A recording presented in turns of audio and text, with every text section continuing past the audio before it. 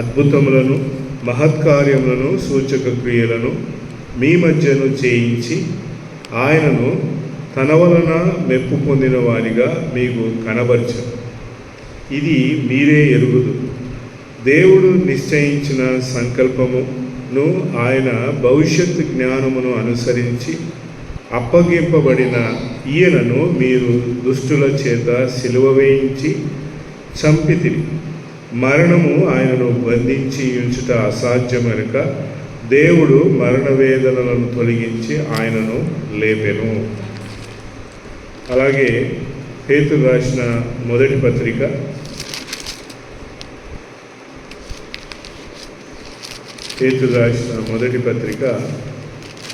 మొదటి అధ్యాయం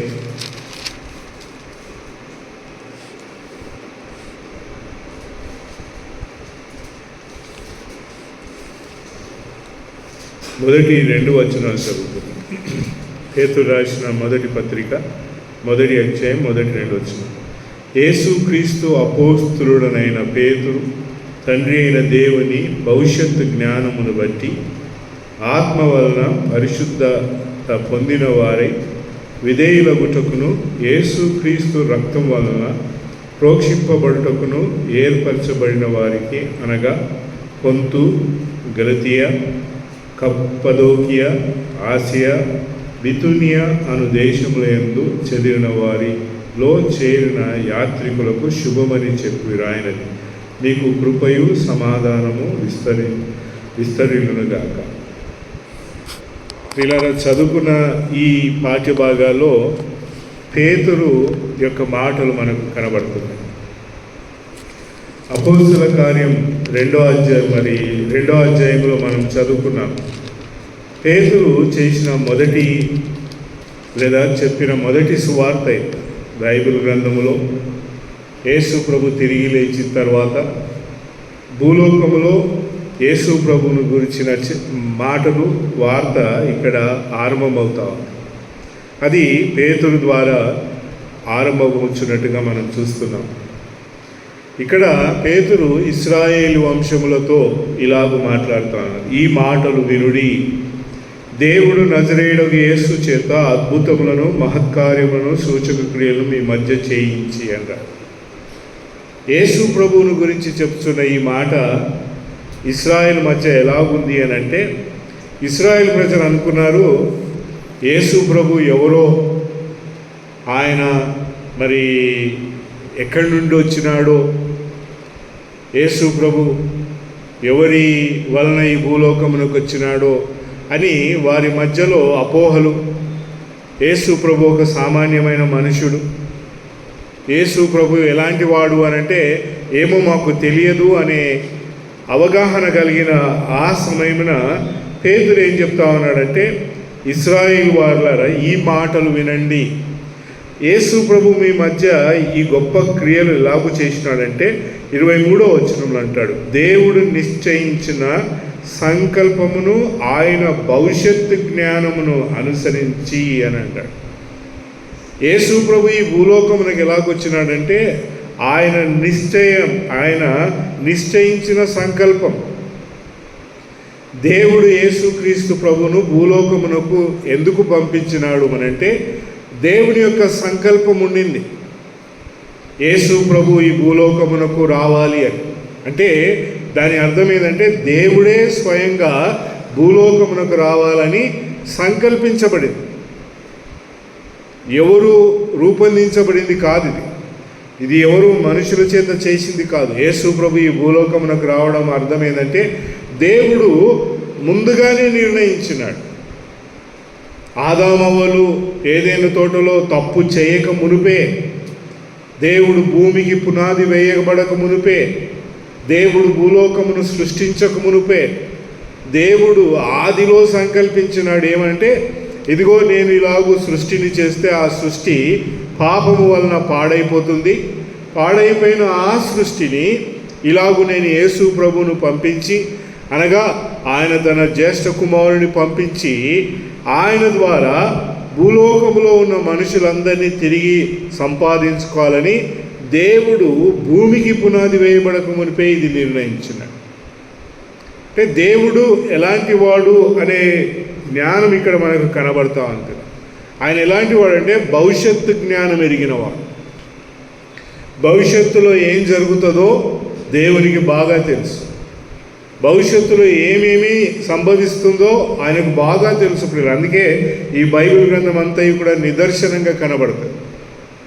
బైబిల్ గ్రంథంలో నువ్వు నేను చూడాల్సిన వెలుగంతా ఏం కనబడుతుందంటే దేవుడు భవిష్యత్తులో ఏం చేయబోతా ఉన్నాడో నిర్ణయించినాడు. యేసుక్రీస్తు ప్రభుతో కూడా దేవుడు భవిష్యత్తులో ఏం చేయబోతా ఉన్నాడు, దేవుడు యేసు ప్రభు అనే నామకరణ చేయించి భూలోకమునకు రాబోతా ఉన్నాడని ముందుగా ఎరిగిన వాడు. దేవుడు సృష్టిని సృష్టించక మునుపు దాని అంతమును చూచినాడు ఆయన.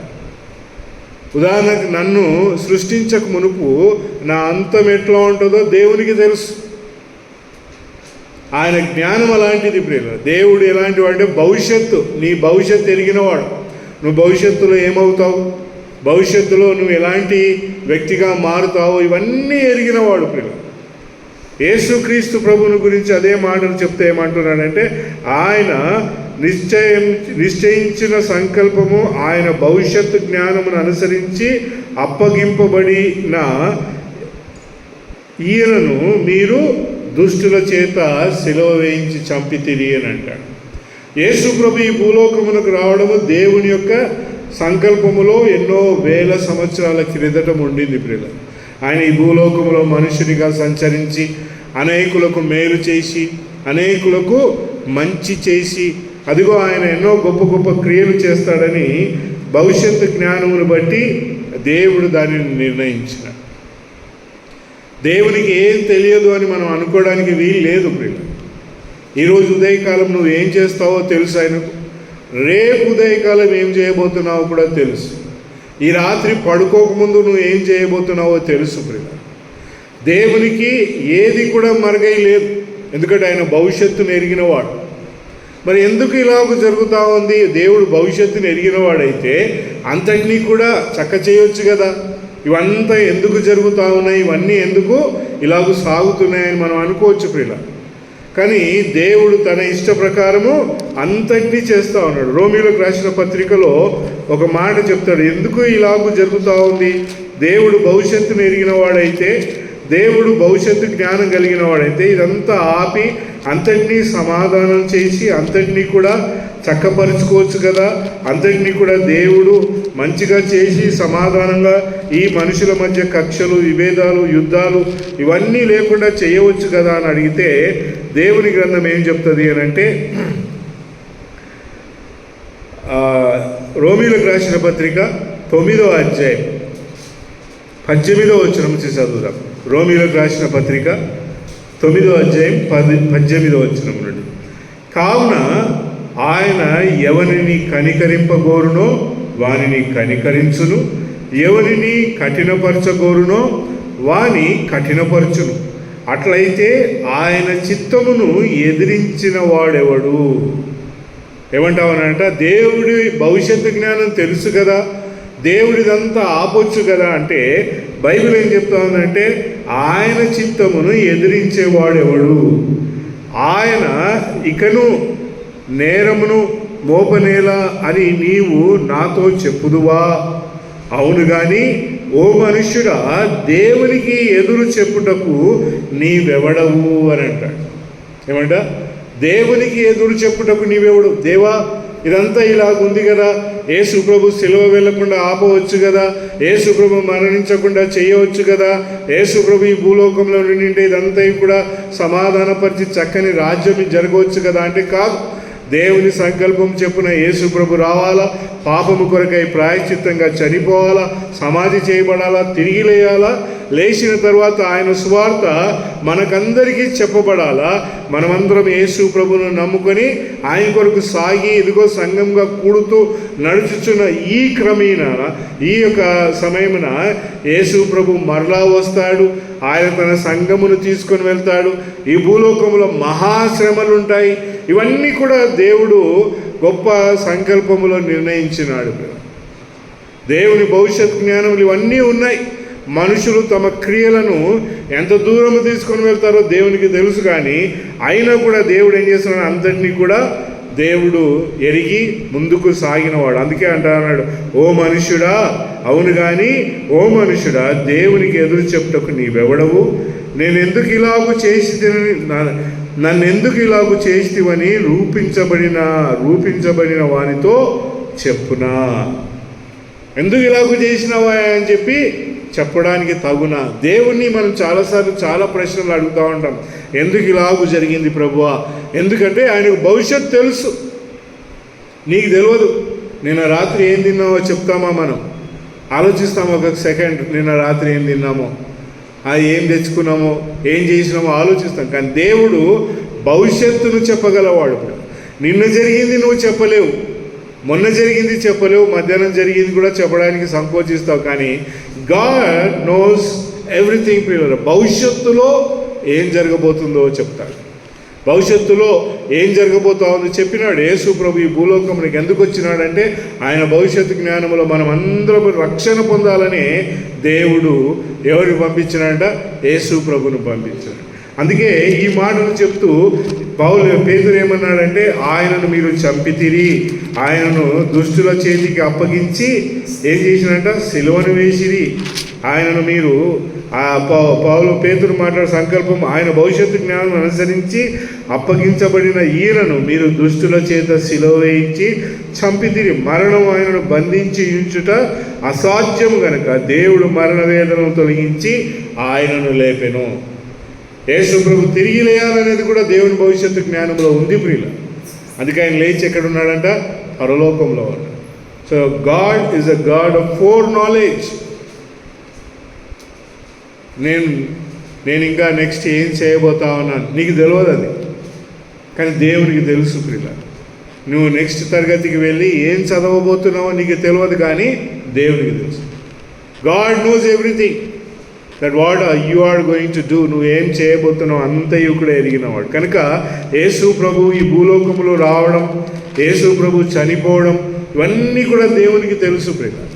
ఆయన భవిష్యత్తు జ్ఞానంలో ఇది జరిగింది కనుక మనము ఆయన ప్రేమను బట్టి, ఆయన భవిష్యత్తు జ్ఞానం బట్టి మనము సాగుతాము. ఇప్పుడు అదే పేతురు తన పత్రికను రాస్తే ఏమంటున్నాడంటే, 1 పేతురు పత్రిక 1వ అధ్యాయం 1వ వచనంలో, యేసుక్రీస్తు అపోస్తులుడనైన పేతురు తండ్రి అయిన దేవుని భవిష్యత్తు జ్ఞానమును బట్టి అంటారు. యేసు ప్రభు మరణమును గురించి మాట్లాడినాడు, యేసు ప్రభు చనిపోవడం గురించి చెప్పినాడు, యేసు ప్రభు తిరిగి లేస్తాడని చెప్పినాడు, యేసు ప్రభుని మీరు హింసించినారు, సిలువ వేసినారని, ఇదంతా ఆయన భవిష్యత్తు జ్ఞానంలో ఉండే. అది జరిగిపోయింది. ఇప్పుడు ఏం మాట్లాడుతున్నాడంటే, తండ్రి అయిన దేవుని భవిష్యత్తు జ్ఞానమును బట్టి ఆత్మ వలన పరిశుద్ధత పొందినవారై. ఏమంటున్నాడు? పరిశుద్ధత పొందినవారై. యేసు ప్రభు మరణము దేవుని భవిష్యత్తు జ్ఞానం. మనము పరిశుద్ధులమై ఉన్నాము అని చెప్పి ఎవరి ద్వారా జరుగుతుందంటే ఆత్మ వలన. యేసు ప్రభుని నమ్ముకునడం వలన జరిగేది ఏంటంటే, పరిశుద్ధ ఆత్మను మనలో ఏం కలిగిస్తాడంట? ఆత్మ వలన పరిశుద్ధత పొందిన వారై విధేయులగుటకు. రెండవది ఏమంటున్నాడంట? దేవుడి భవిష్యత్తులో జ్ఞానంలో ఏముందంట? నీవు నేను విధేయులగుట. ఒకటి పరిశుద్ధ ఆత్మని వలన పరిశుద్ధులమగుట, రెండవది దేవునికి విధేయులగుట ప్రేమ, మూడవది యేసు క్రీస్తు రక్తము వలన ప్రోక్షించబడుటకును ఏర్పరచబడిన వారికి, అనగా పొంతు, గలతియా, కపదోకియా, ఆసియా, బేతనియా అను దేశమునందు చెదిరిన వారికి యాత్రికులకు శుభమని చెప్పి రాయనది, మీకు కృపయు సమాధానము విస్తరించునుగాక. దేవుని భవిష్యత్తు జ్ఞానములో ఏముంది అని అంటే, మనం పరిశుద్ధపరచబడాలా, రెండవది ఏంటంట మనం విధేయులగాల, మూడోది ఏమంటున్నాడ కృపయు సమాధానం. దేవుని కృప ఎలాగుంది అని అంటే, మనకు విస్తరించి అనుగ్రహించబడింది. ఏందా కృప అంటే, ప్రతిదినము దేవుడు నీ మీద కృప చూయించాలి. ఎందుకు చూయించాలనుకుంటున్నాడు? ఉదాహరణకు పాత నిబంధన గ్రంథములో ఇశ్రాయేల్ ప్రజలలో ఎవరైనా తప్పు చేస్తే వారికి వెంటనే దేవుడు శిక్ష చేయాలని అంటాడు. వాళ్ళని రాళ్ళతో కొట్టి చంపాలంటాడు. పాత నిబంధన గ్రంథంలో ఎవరైనా తప్పు చేస్తే, అబద్ధం ఆడితే, దొంగతనం చేస్తే వాడిని ఏం చేయాలంట? కొట్టి చంపేయాలి. కానీ ఇక్కడ ఏముందంటే యేసు ప్రభుని నమ్ముకున్న వానికి కృప. అబద్ధం ఆడినామా, పొరపాటు జరిగిందా మనతో, మనం ఏం చేయాలంటే దేవుని దగ్గరికి వచ్చి దేవుని కృపను కోరుకోవాలి. ఆయన కృపాసనం యొద్దకు వచ్చి క్షమాపణ అడగాలి.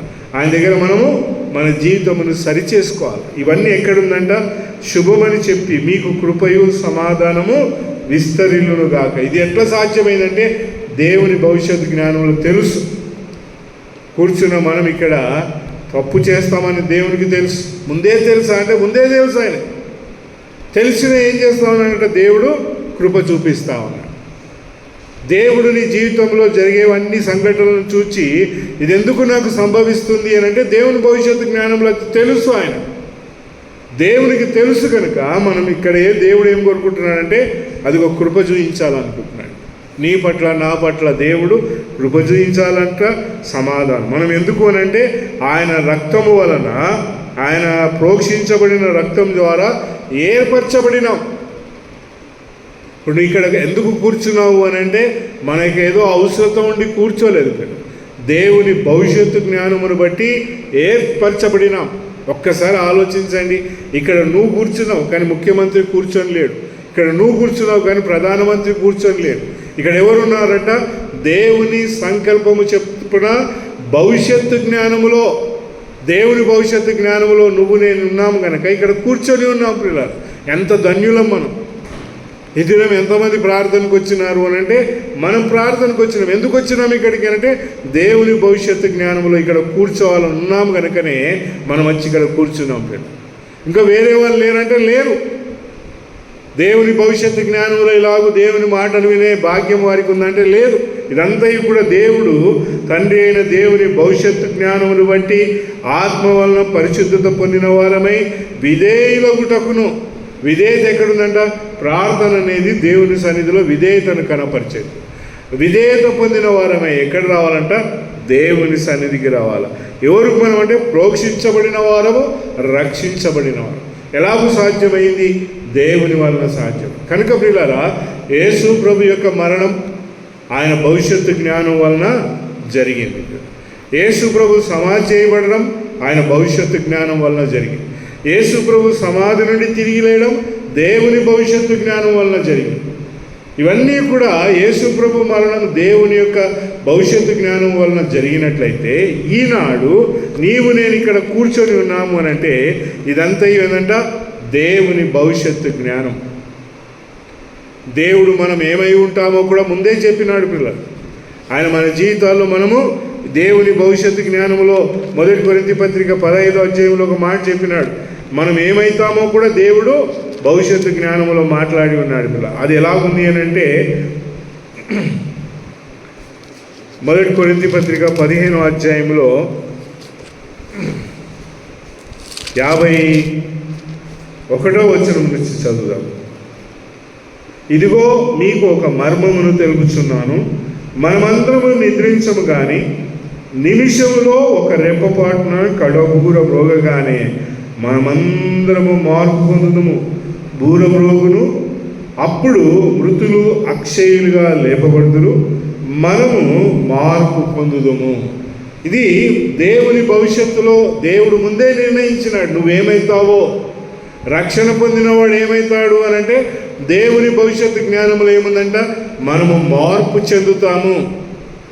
ఎలాంటి మార్పు అనంటే ఈ దేహము ఎంతో మహిమ కలిగిన దేహముగా, ఈ దేహం ఎలాగ మారుతుందంట? ఆకలి ఉండదు ఈ దేహం. ఈ దేహానికి ఎలాగ ఉంటుందంట? పని చేయాల్సిన అవసరం ఉండదు. ఈ దేహానికి ఏముండదంట? కష్టాలు, బాధలు, ఇబ్బందులు, సంసార బాధ్యతలు ఉండవు. ఇది ఎట్లా జరుగుతుందంట? భవిష్యత్తులో దేవుడు మన కొరకై నిర్ణయించినది. అందుకే పౌలు అంటాడు ఇక్కడ, మనమందరమును ఏమవుతామంట? మార్పు చెందుదుము, మనము మార్పు పొందుదుము. క్షయమైన ఈ శరీరము అక్షయతను ధరించుకొనవలసి ఉన్నది, మర్త్యమైన ఈ శరీరము అమర్త్యమును ధరించుకొనవలసి ఉన్నది. భవిష్యత్తు చెప్తా ఉన్నట్టు.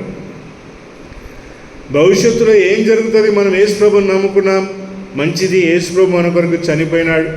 రెండోది, మనం పరిశుద్ధులుగా మార్చబడినాం, మనం దీవించబడినాం. ఇంకేం జరుగుతుంది భవిష్యత్తులో అంటే, మర్త్యమైన ఈ శరీరం అమర్త్యమును ధరించుకొనవలసి ఉన్నది.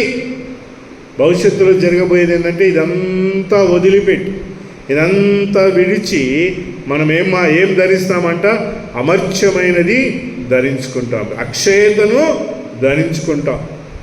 అక్షయత అంటే ఏ దోషము లేనటువంటిది, ఏ పాపము లేనటువంటిది, ఎలాంటి కల్మషం లేనటువంటిది. పేరు దేవుడు ఆదికాండం 1వ అధ్యాయంలో ఆయన సృష్టిని సృష్టించినాడు.